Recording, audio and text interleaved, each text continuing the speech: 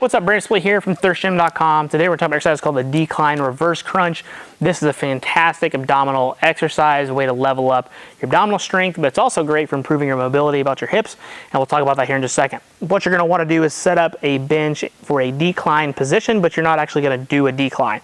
So you're just going to use this to be able to create a decline to increase the difficulty of the exercise. So you could certainly put a handle on here to hold on to if you want to, but again, you don't have to. And a subtle decline works well for most people. Obviously, the more aggressive you make the decline, the more aggressive the exercise will be. So what I'm going to do is I'm going to get here on the bench, take my hands, grab the top of the bench, and again, I'm kind of in a sit-up position here, and then once I'm in position, I'm going to take my legs and reach them out as long as I can. You should already feel abdominal work just from being in this position alone as you go to brace or create some rigidity so that your legs just don't drop. Okay, now what we're gonna do is we're gonna actually curl our legs up, but we want to try to curl our legs all the way up, knees to elbows, okay? That's what our goal is, okay? I'll show some mistakes here in a second, but we wanna try to curl up as much as we can. So from here, curl, and back down, control, legs long. Curl, down, legs long. One more time, curl, down here, okay? Now, the main issues that I see, one, you can tell from me, I'm super tight. I can't get my elbows to my knees all the way in that position. That might be okay if that's you. Get as close as you can if you happen to be tight. If you happen to be tight, this is probably a good exercise for you because it's gonna get our backside to relax. It's gonna help open up our back, especially the posterior lower portion of our back and of our glutes. You're gonna feel that your hips feel better when you do this.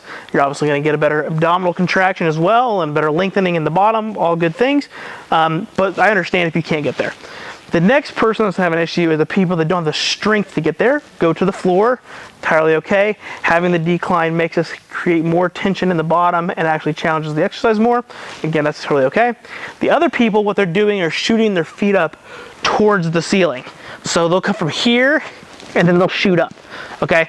Not an awful thing, but not really what we're after, okay? There could be some benefits there. You could definitely make some arguments, but you're gonna get much more from here and going segment by segment down and stopping versus going here, push, here.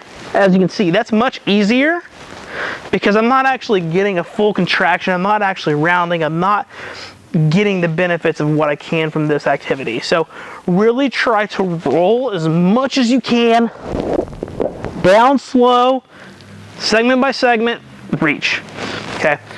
So I would be willing to bet if you can do 20 really solid reps of these, your abdominals are super strong, you're probably a strong individual, but the key thing there is to make sure you curl up as much as you can, and then on the way down, segment by segment, good and slow. You don't want to plop. Now, if you are somebody like me that doesn't move well, the reason this works well, flexion's okay. We get taught that flexion is really bad. That's not true. Flexion's entirely okay.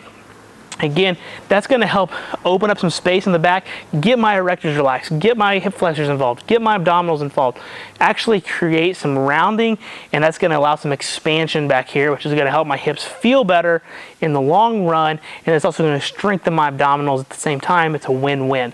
Okay, so this really helps improve some mobility around those that are really tight, super extended. You're gonna go the opposite way to try to tone them down a little bit and create that expansion on the backside. With an exercise like this, that's pretty tough. Honestly, I just say do as many reps as you can.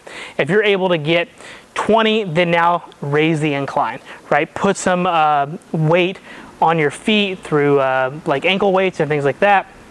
You could even attach it to a band from the front.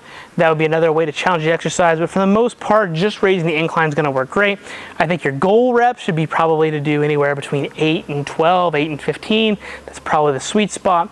You go start getting 20, it's too hard. If you're getting less than 8, go back down to the floor to a regular reverse crunch, clean up your technique, own the tempo, and then come back. So again, 2 to 3 sets would probably be completely fine as well. Maybe 4 if you're really trying to push a lot of volume.